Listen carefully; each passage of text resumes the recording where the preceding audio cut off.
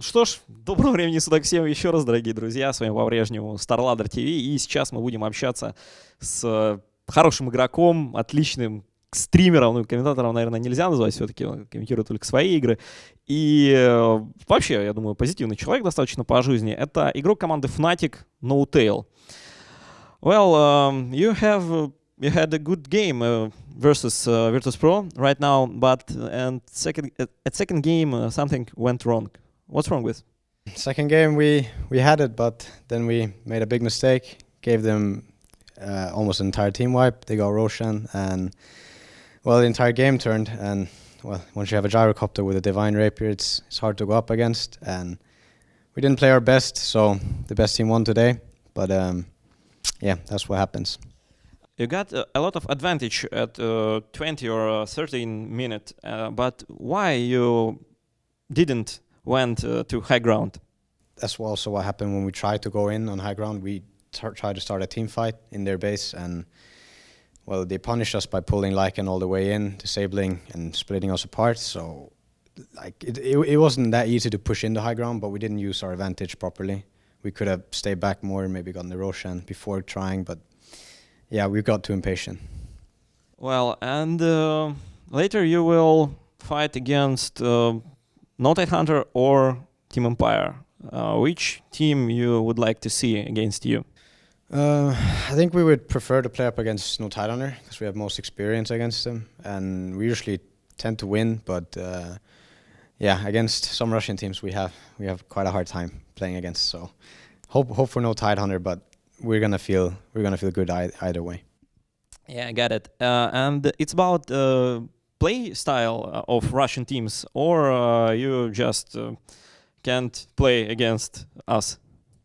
Well, it's a bit of both, I guess. But I think it's a lot about the. Well, VP is something different from the rest of the Russians, but there's something about it that makes it hard to predict. But yeah, I can't really put my finger on it, but there's something that makes it really hard. I saw and other people saw your streams, and you're really emotional there. At this LAN, are you this kind of emotional, or you're really patient in the game? No, I try to always stay emotional. Like that's why I like playing computer games. Is the LAN environment, and when you sit around, you yell at each other, and that's why I do on my stream as well, because try to make it feel the same way. Keeps it exciting. I'm like this on LAN as well, but yeah, that's what it's all about, having passion for it. Yeah, and what are your next plans? What tournament do you plan to invite and to join what tournament? Yeah, and will you train more after StarLadder?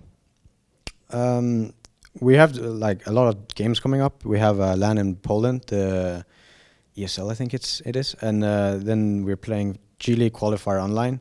So that's like a lot of big important matches. But right now the whole issue with our drafter Fly and him being in Israel, in Italy for training Krav Maga, it makes it a bit hard for us to practice as the same five, and practicing with four is not as motivating or interesting or as good. So we're gonna try to get more games in, of course. We try to get as many as possible, but yeah, we're only gonna be able to do what we're allowed to, like what we can do. And Fly was absent about 2 weeks or something like that. Synderen was playing instead of him, and is it really hurts for your team?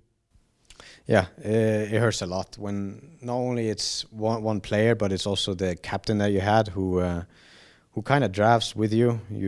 He gets an idea of what the team can do with those heroes, what we're good against, and so on.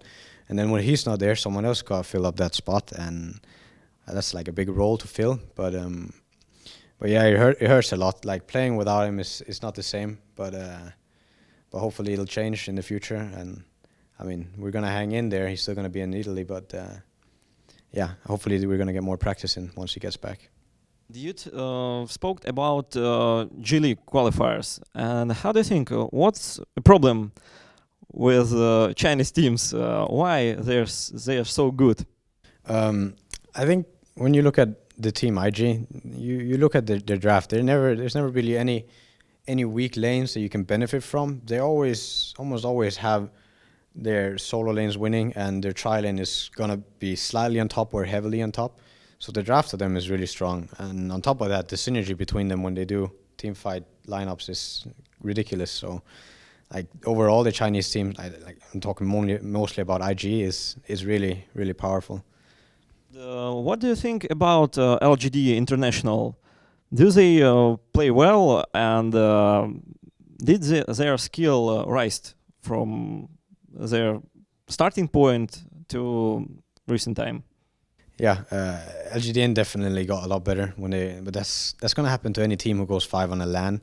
But they also got to play against teams like IG and other good Chinese teams. So not only do they have the LAN environment and playing together, they also get to practice against good teams. So saying that they didn't get better is kind of silly, but they did get a lot better, like more than you might expect. So yeah, it definitely helps sending them to China, Dota-wise. LGD International, 4037 and Misery, that's kind of supports that always together. And will you do some kind of that? And will you do some kind of roaming to supports to beat enemy team? Or you will play your game and it's not interesting for you? Because I like this style. And Misery and 4037 are really scaring opponent team during the game. I think it's something we do once in a while, but we like also to have our lanes set more, like we're more stuck to our lanes. Like if we were to do 2 mid, 2 bottom, then the supports wouldn't be running around so much in the start. But there's definitely some lineups where we'd still run it, like Shoutim and Lina. But your support's always stronger when they're together than when they're alone, so it makes sense what they do. But it's a lot more of a big thing in China to do the double support roam than it is in Europe. But I think it might catch on more. Like I think that's gonna be the new meta of Dota, is like a lot more movement. Like at least in Europe, it's already there in China. Well, and what about the international number 3? How do you think who will be invited to that tournament, and who will take the top places?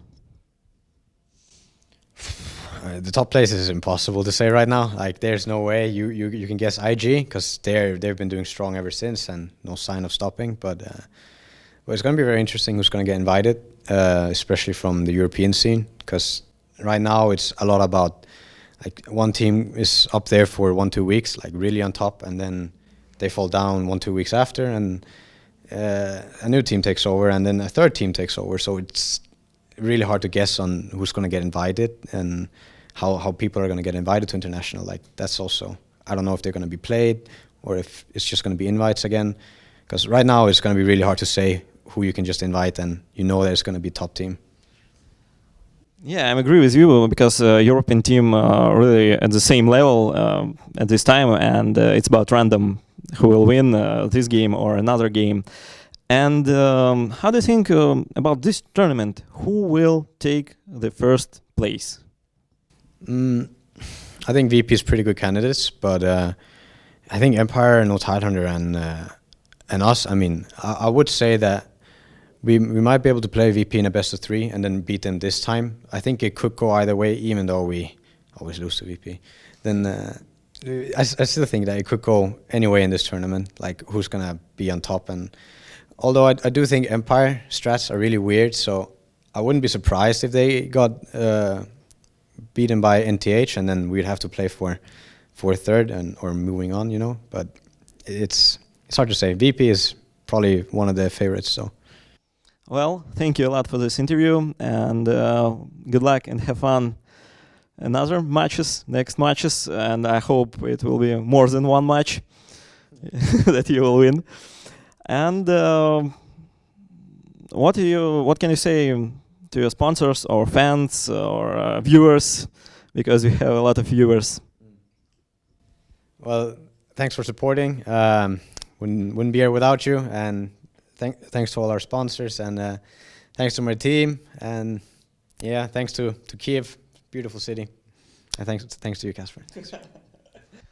Вот, собственно говоря, и все, что я хотел выяснить у н0tail. И спасибо ему большое за то, что он был с нами. С вами в эфире был Каспер. И до скорых встреч по ту сторону сетевого кабеля.